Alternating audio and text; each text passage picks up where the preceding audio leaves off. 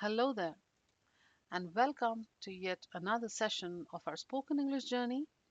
Today is day 36 of our ongoing series, and our topic of interest today is type of sentences.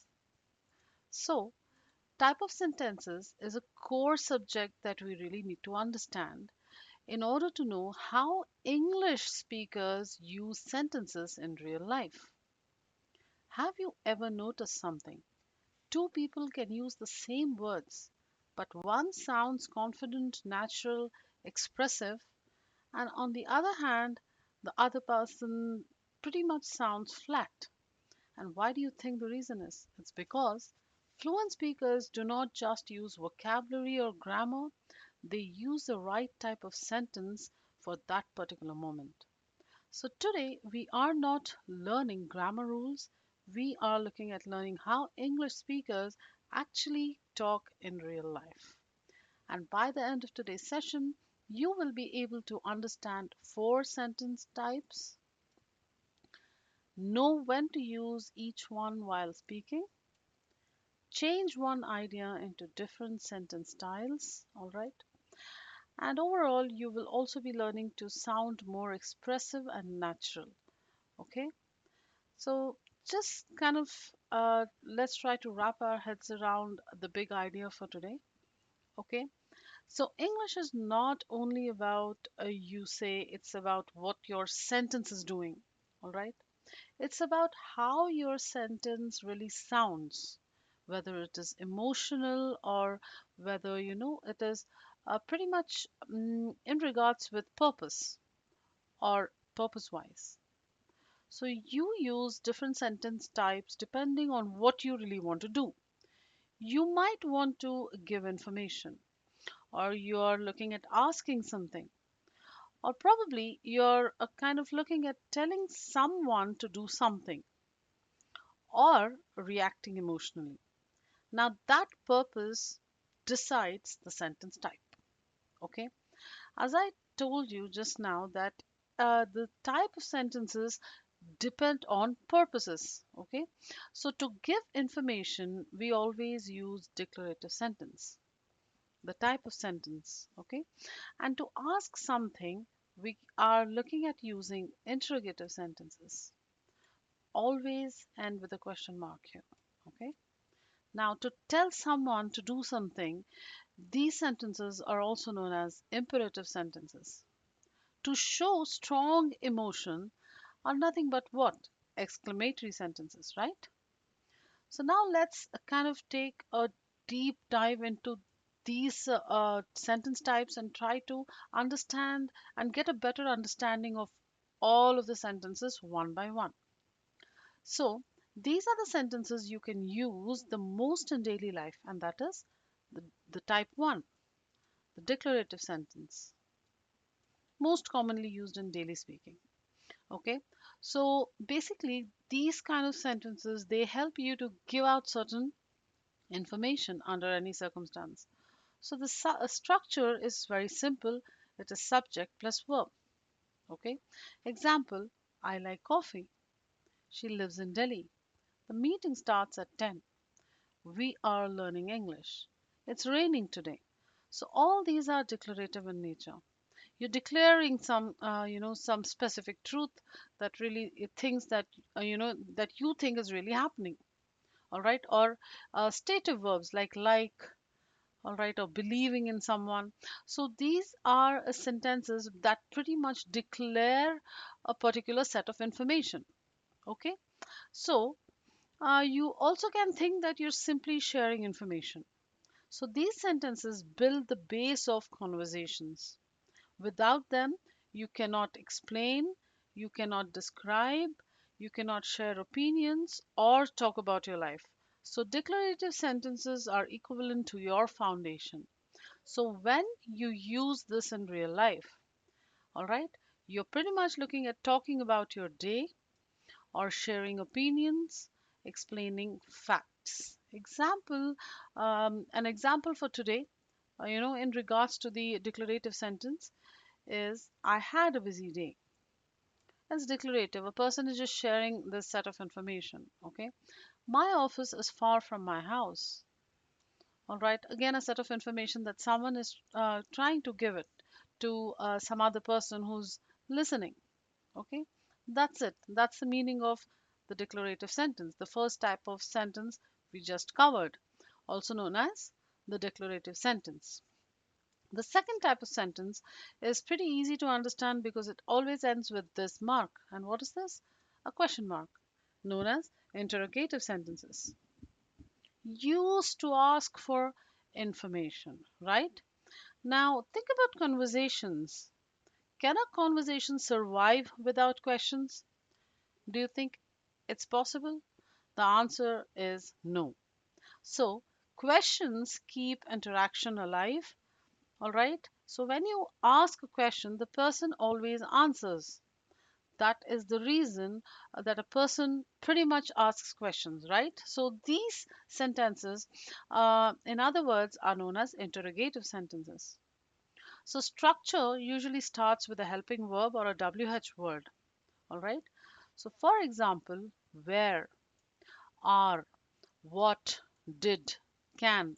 So these are the words that pretty much start in order to kind of, articulate these sentences. These are the words used. So the examples are: where do you live? Are you ready? What time is it? Did you eat? Can you please help me? Okay, so you're not just asking here, you're kind of creating a connection with your listener. Why? Because pretty much you are interrogating them for a certain set of answers that you won't want to hear, right? So, in other words, these are questions. That's it. So, the real life use, where exactly you use these sentences are to start conversations by asking a question, of course, clarifying information, again, to clarify any particular doubt that you really have, or making discussions interactive as well. Now, speakers ask questions naturally, not like interviews, okay, but like engagement tools. So, you can call interrogative sentences or you can give them another name like, the engagement tools, wherein you look at talking to other people by asking questions. Okay.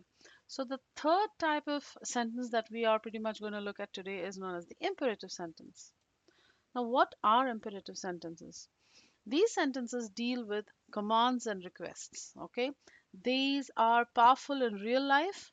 Why? Because when you say, close the door, please wait, send me the file, things like that, there is a presence of a very important person, and that is the subject.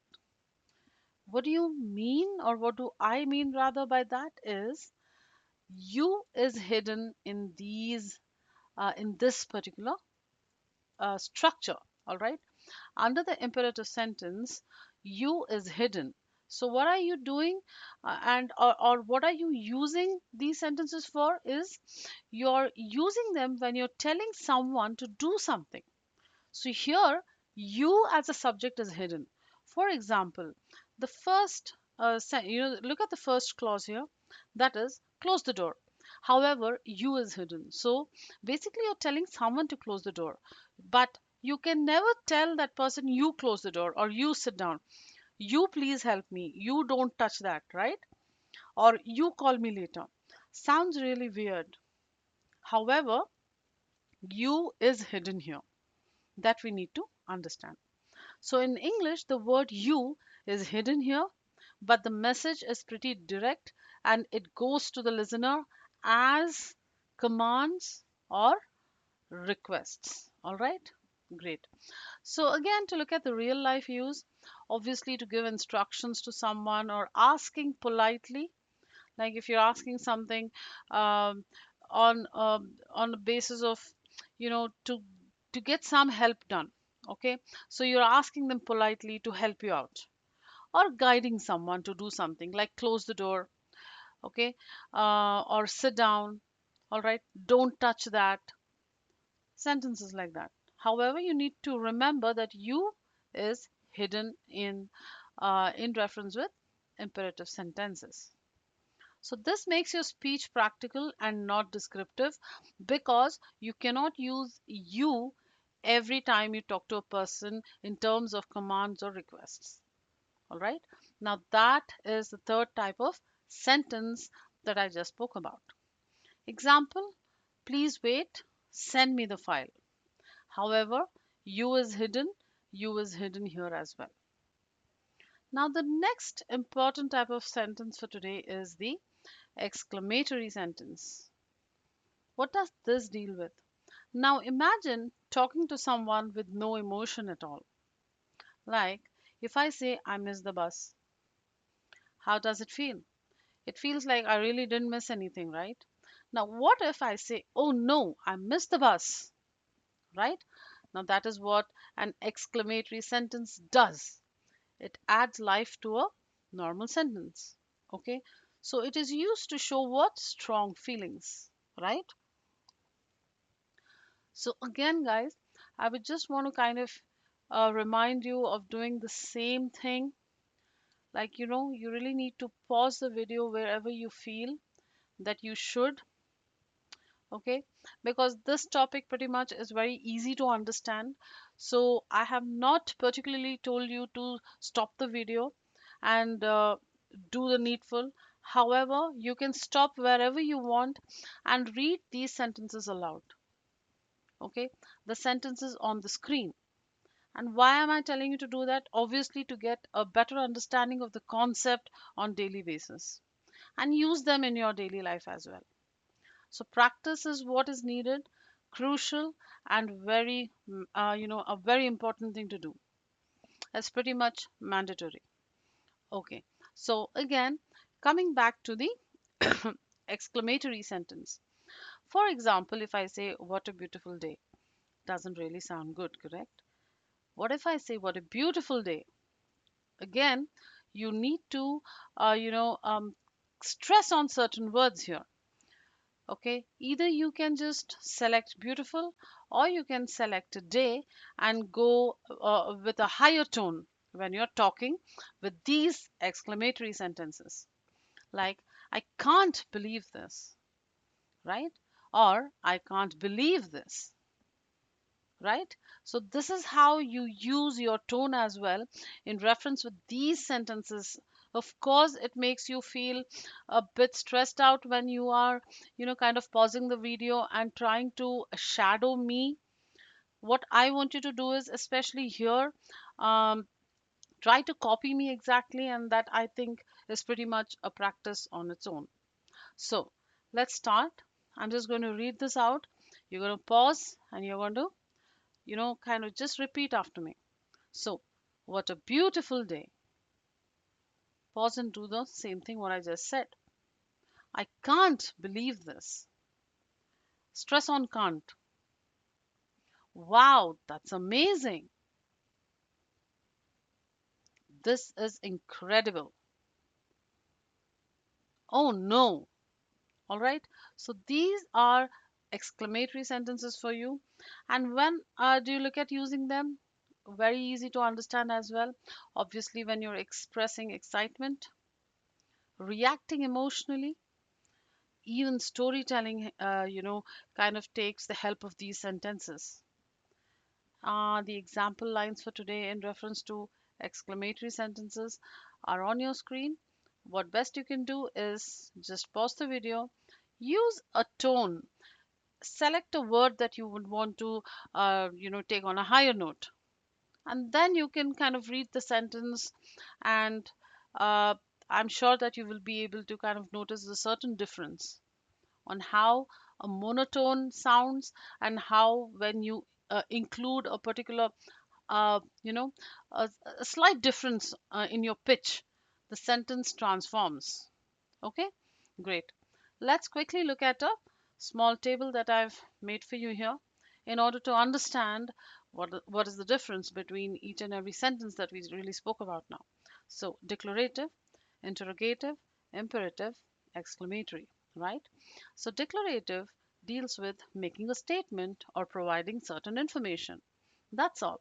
Like, the sun rises in the east, they love pizza, she is a good dancer. All are declarative in nature because they are a certain set of information. You're really not dealing with anything else. The next is interrogative. What is interrogative? Obviously, asking questions like a police officer. No, just joking. So, it is ask a question to request information like, do you speak English? Why is the sky blue? Or can you swim? All interrogative in nature. Next, imperative. What is imperative for? Gives a command, instruction, or a request like, sit down, please. Open the window. Okay? Listen carefully. So, what did I tell you here? Is your subject is hidden. And who your subject? It is you. Okay? So, that is hidden. Exclamatory. Expresses strong emotions or feelings. What a great idea. I'm so happy. That's unbelievable. Okay? Do the shadowing after me. Again, the same drill. Pause the video and do the shadowing or read it aloud at your own pace. That also works wonders. Okay? Great. Now let's look at the next section, a real conversation. What do I mean by real conversation? Just a simple example for you to understand how these sentences work together. Okay? All the type of sentences. So, situation, two friends meeting before work. The person A says, "Hey, you're late today." So, that's what is that? It's a declarative kind of a sentence wherein this person is saying that you're late today. Person B says, "Am I? Am I?" Question, am I? What time is it? Interrogative, right? Now again, person A says that it's already 9:15. All right, that's declarative again because he's pretty much sharing what? Universal info that it is, universal info in the sense it's a common information that it's 9:15 like AM and you're late. Okay, so that's declarative. Now, person B says, "Oh no, I missed my bus again." So that's exclamatory, right? Emotion. Now, what happens? Person A says, "Calm down, take a cab." You. He can say, "You calm down." However, that sounds inappropriate because you cannot just say you everywhere. So, you is hidden. In which sentence I kind of told you just a while ago that under imperative section that you as a subject is hidden. So, calm down, take a cab. That's imperative for you because it's a set of instruction. Okay, okay. So the person B says that, "Do you think I'll reach on time?" It's interrogative. Question, right? Question. Now declarative. Yes, you will make it. Okay, declarative. Now the person B says, "Please message the boss for me." A polite request, again, imperative in nature. Then the person A says, "Sure." What a stressful morning, right? That's exclamatory. Okay. Remember that the type of the sentences, okay, the name of the type of the sentences are just above this sentence. The meaning is here. All right. Not the meaning. The type of the sentence, the name of the type of the sentence is below the sentence. If you can understand what I'm saying, the the name of the type of the sentence. This sentence is declarative. It's like this, okay? This type of sentence, the name of this sentence is here. It's like that. The name of this sentence is here. The name of this type of sentence is here. Okay? I hope I'm clear here. Please do not get confused by the structure of the whole, the example. So, calm down, take a cab is what? Imperative in nature because he's giving him an advice. All right. Next, this is, "Do you think I'll reach on time?" Again, it's interrogative. I'm just adding these boxes for your reference so that you do not get confused. Okay, great. Yes, successfully done that. Now, again, so I did such a lot of hard work. I really want you guys also to do the same. Pause the video and read these sentences aloud. Now, do this when you're in the session itself, guys, because I know jumping out of this particular lesson, you might not get time. Please do that in order to be, kind of get a deeper understanding of the content, whatever we are sharing with you. And also, it's truly it's beneficial because at the end of the day, we are having a common goal in mind, that is in order to, you know, get your fluency going. So, whenever I tell you to pause and practice, do the same because it is for your own benefit.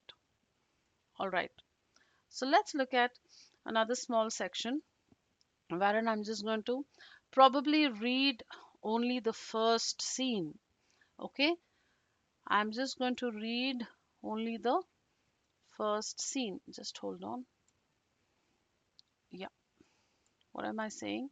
I'm going to read only the first scene. Why? Because there are many scenes that I have just got for you today on the screen. The best you can do is pause and do it on your own. Okay. Now, situation one. What's the situation one? Is two classmates before class. The person A, in the sense the classmate A says the math test is today as declarative. Okay. The student B says that what today? Exclamatory and interrogative tone. All right.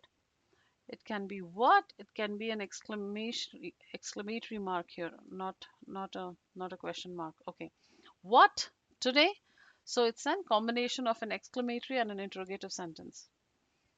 Did you study last night? Again interrogative. The student B says, "No, I forgot." Exclamatory, obviously. Now the student A says, "Open your book now." Imperative. Okay. The student B says, "Okay, help me with the questions there." Simple imperative request because he's requesting. Because they are friends, it might not sound like a request, but however, it's a request. Now, the student A says, "This chapter is actually easy." It's declarative. Why? Because it's kind of a truth. It's something that both of them are realizing that yes, the chapter is easy. So that's declarative in nature. So I did this first part, okay? This first part or this first section of how sentences sound together, all right, when they're put into a particular scene. I just read it out. I want you to do the same with the second one, the third, the fourth, all right? Yeah, around four scenes I have included just so that you get a better understanding of all the type of sentences together and when they are individual as well. Okay, so now it's your job while speaking. Please use these sentences on daily basis. Okay, don't just talk. Mix these kind of sentences up and do your own experiment. That's how you move from textbook English to real spoken English, guys. Okay, so remember, before I just close this particular lesson, fluency is not only about grammar. Fluency is not about being big in vocabulary as well. It's about using the right sentences type at the right moment. Okay, so that's what makes speech feel natural, confident, and alive at the same time. Again, to just tell you the most important part is that I would really want you to go ahead and practice because that is something that is going to uh, you know make make a whole lot of difference. All right, so if you're learning with us on YouTube, this lesson is a part of a free spoken English course. Now, if you want guided practice and step by step confidence building, you can always join us through the free course link in the description. Remember, guys, start free, continue only when you feel ready. Thank you so much. Have a great day ahead.